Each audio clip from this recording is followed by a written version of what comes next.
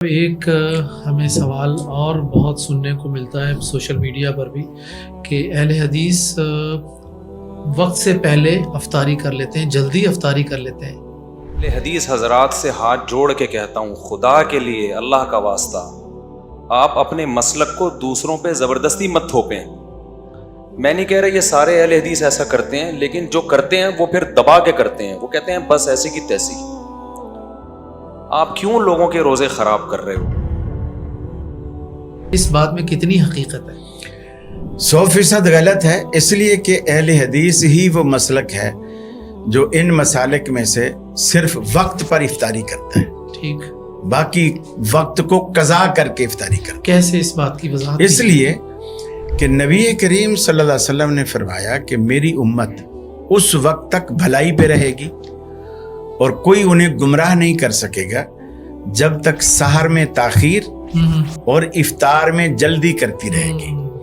افطار میں جلدی کا مطلب سورج ڈوبنے سے پہلے نہیں، ٹھیک ہے، چونکہ اس کے لیے الگ سے اللہ کے رسول کا فرمان ہے، ہلاکت ہے ان لوگوں کے لیے جو لوگ وقت سے پہلے افطار کر لیتے ہیں۔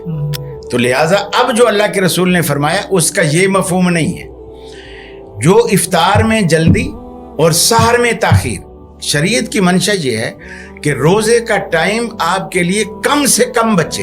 صحیح، اللہ آپ کو تکلیف دینا نہیں چاہتا، ٹھیک، روزے کا مقصد جو ہے وہ اس سے حاصل ہو رہا ہے۔ بالکل ٹھیک، آپ کو بھوکا پیاسا رکھ کر اللہ کو کوئی خوشی نہیں ہو رہی۔ ٹھیک ہے، تو کم سے کم وقت جب روزہ سحری آپ کھائیں تو ایسا کھائیں، غالباً حضرت عائشہ رضی اللہ تعالیٰ عنہ کہتی ہیں کہ وہ الفاظ کچھ حدیث کے اس وقت میرے ذہن سے نکل گئے، وہ فرماتی ہیں کہ ہم ادھر کھانا کھاتے اور نماز کے لیے تیار ہو جاتے، کھانا کھاتے اور نماز کے لیے تیار۔ اس کا مقصد یہ ہے اللہ کے رسول نماز کی تیاری جب ہی کرتے تھے جب بلال اذان دیتے تھے، یعنی ہم کھانا اتنی تاخیر سے کھاتے، ادھر کھانا کھاتے ادھر بلال کی اذان ہوتی اور اللہ کے رسول نماز کی تیاری۔ سحری کے حوالے سے، سحری کے حوالے سے، یعنی مقصد یہ ہے کہ یہ ایک غالباً یوں کہہ لیجئے یلو بتی تھی، ایک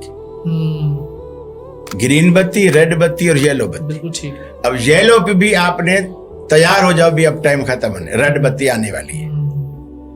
تو یہ اس طرح کا ایک انڈیکیٹ تھا۔ حضرت عبداللہ بن ام مکتوم اس وقت اذان دیتے، وہ نابینا تھے، جب مسجد والے اسے کہتے بھائی عبداللہ ٹائم ہو گیا اذان دو، اور بلال خود جا کر اذان دیتے تو وہ کچھ منٹ پہلے دیتے، اور ان کو جب لوگ کہتے تو دیتے، اور جب سارے لوگ کہنے لگ گئے تو اتنی گواہیاں بھی آ گئی۔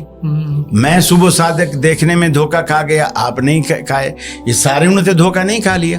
اب لوگ انہیں کہتے اذان دیتے، وہ اذان دیتے، تو آپ نے فرمایا عبداللہ بن ام مکتوم کی اذان تمہیں روکے کھانے پینے سے، بلال کی اذان تمہیں نہ روکے۔